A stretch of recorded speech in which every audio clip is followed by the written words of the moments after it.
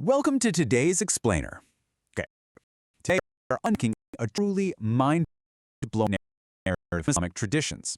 We're looking at a story that blends history, deep morality, and honestly, a pretty stunning supernatural event. It's all about a prosperous coastal community that faced a very specific divine test, failed it spectacularly, and suffered an unimaginable transformation. It's just a gripping account that dives into human nature, temptation, and the ultimate consequences of trying to outsmart the rules. So let's just jump right into the text and see what we can uncover together. So what kind of sin literally turns an entire nation into monkeys? I know, it sounds wild, right? But that is the central mystery of the narrative we're exploring today. It's not just your run-of-the-mill story of misbehavior. It's an account of a divine punishment so hyper-specific and so dramatic that scholars have been analyzing it for centuries. To really understand how a community reaches a point where they are literally stripped of their humanity, we have to go back to the very beginning and look at who these people were before this curse even happened. To set the scene, I want you to picture a seaside village called Ela, with a population of about 70,000 people. That's enough to fill a massive modern-day football stadium. According to our source material, this community lived way back during the time of the prophet Hazrat Dawood. And here's the thing, they weren't always rebellious. In fact, early on, they were known as a highly obedient, really happy nation. The text described their home as absolutely idyllic. We're talking lush, green gardens stretching out everywhere you looked. They were just living in perfect harmony, blessed with an incredible environment right on the shore of the sea. Now, the real secret to their immense wealth? The sea. Because they lived right on the coast, they were granted this massive favor, an absolute abundance of sea fish. The villagers essentially built an entire thriving economy around this one blessing. They caught the fish, they traded them, and they built a deeply comfortable life for themselves. But, as our source text points out, this intense prosperity eventually became their ultimate undoing. As they got more comfortable and just reveled in their wealth, they started to drift. They began disobeying the very commands they used to follow, slipping into various sins. Basically, their wealth made them complacent.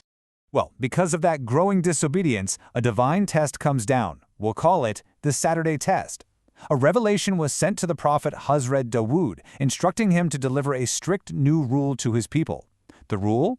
They were completely forbidden from hunting fish on the day of Sanichar, which is Saturday. Now, I know what you're thinking. Taking one day off a week from fishing doesn't sound like a world-ending challenge, does it? But the text reveals that this wasn't just a simple day of rest. The actual mechanics of this test were incredibly agonizing.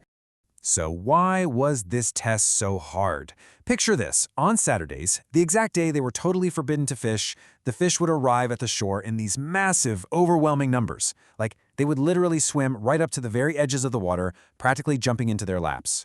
But on the other days of the week, the days they were actually allowed to fish, the catch was incredibly sparse. Very few fish could be caught, barely enough to keep their economy afloat.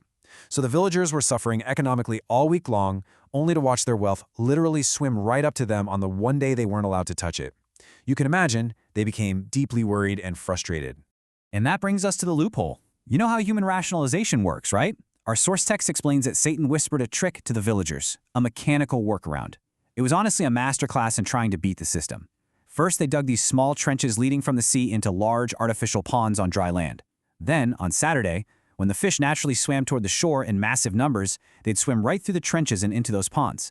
The villagers would then just block the drains, trapping the fish inside. Finally, they'd wait until Sunday, which was a permitted day, to actually pull the fish out of the water. They entirely convinced themselves that because the final catch happened on Sunday, they were totally innocent. Now, society didn't just blindly go along with this trick. It actually fractured. Three very distinct factions emerged in Ela. First, you've got the disobedient. These were the rebellious ones who eagerly jumped on the loophole, trapped the fish, sold them, and openly opposed the divine rule.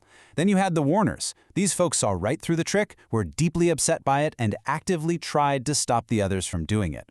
And finally, you have the silent observers. These people knew in their hearts the trick was wrong, and they didn't fish themselves, but they also did absolutely nothing to stop it. In fact, they even criticized the warners, saying it was totally useless to advise a nation that was clearly headed for destruction anyway.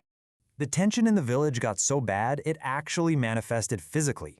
The warners, the group actively trying to stop the sin, decided they just could not coexist with disobedience anymore. So, they built a literal physical wall right through the village to separate themselves from the hunters. They wanted a hard, clear boundary to distance themselves from the sin and from the massive punishment they felt was absolutely coming. But even with this giant physical division, the warnings didn't stop. Hazrat Dawood repeatedly pleaded with the nation, explaining exactly why their little loophole was actually an act of open rebellion. He tried everything to warn them about the reality of divine punishment, but a staggering 12,000 people just flat out refused to listen. They boldly and openly kept right on with their Sunday trapping. Finally, Hazrat Dawood became deeply angry at their stubbornness, and he issued a heavy curse upon those 12,000 individuals who refused to stop. Okay, so picture the morning after this curse is issued. An eerie, heavy silence falls over the village. Not a single one of those 12,000 sinners came out of their homes. Just nothing. Over on the other side of that physical wall, the warners and the silent observers started getting incredibly anxious. Just to see what was going on, to see what condition their rebellious neighbors were in, a few of them actually climbed up onto the dividing wall to peer over into the sinners' compound. And what they saw over that wall was absolutely terrifying. The source text points directly to the Quran here, specifically Surah Baqarah, which says, "And you certainly know that those among you who rebelled in the week, we said to them, be monkeys." When those neighbors looked over the wall, they didn't see 12,000 humans walking around. They saw that Allah had brought down a severe, immediate punishment, transforming every single one of those disobedient individuals into literal monkeys. The details the source text gives us about the aftermath here are honestly just heartbreaking. When the unpunished neighbors cautiously opened the doors and walked into the homes of the transformed villagers, the monkeys actually recognized their human relatives. The text tells us how these monkeys walked right up to their family members, sniffing their clothes in recognition, and in this profound display of agony, the monkeys cried through the strings of their teeth. They were fully aware of what they had lost, but completely unable to speak. They were trapped in cursed forms, but still had the minds and memories of the humans they used to be. And the punishment didn't end with the transformation. It was actually fatal. On day 1, they're transformed and find themselves totally unable to eat or drink anything. Day 2 is just continued, agonizing starvation and thirst. And by day 3, every single one of those 12,000 disobedient individuals perished, wiped out completely. But it is so crucial to note what the source text says about the other two factions.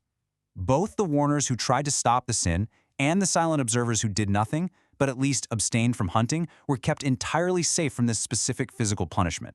Now, whenever we talk about a story like this, a totally natural question comes up about the modern world. Are the monkeys we see swinging in the trees today descendants of this punished nation, of Elah? It's a really common curiosity, and our source text addresses this exact question head-on, using historical narrations to separate the myth from the reality. Well, historical narrations, specifically from Hazrat Abdullah bin Masud, give us a definitive answer. And the answer is a hard no. According to his narration, when Allah sends a punishment that transforms or crushes the faces of a nation, that specific generation does not advance and they do not reproduce. That punished generation of Elah was completely erased from existence within those 3 short days. So the source makes it crystal clear. Today's monkeys are entirely unrelated creatures. The idea that modern primates carry the lineage of Hazrat Dawood's nation is completely false. The punishment back then was absolute, it was isolated, and it was final. So, as we wrap up this explainer, I really want to leave you with something to think about. The fish, the ponds, the trenches, those were just the mechanics of the test. The real trial here was about integrity. The source text gives us this profound look at morality. Think about it. When you're faced with a loophole that directly benefits you, what do? Do you honor the spirit of the rules like the warners? Do you eagerly exploit the trick like the 12,000 who perished? Or do you take the path of the silent observers, just standing by and watching others fail without ever stepping in? It's a massive question about obedience, our responsibility to our community, and the real danger of silent complicity. I hope this breakdown gave you a clear, engaging look at this ancient text. Keep questioning, keep learning, and thank you so much for exploring with us today.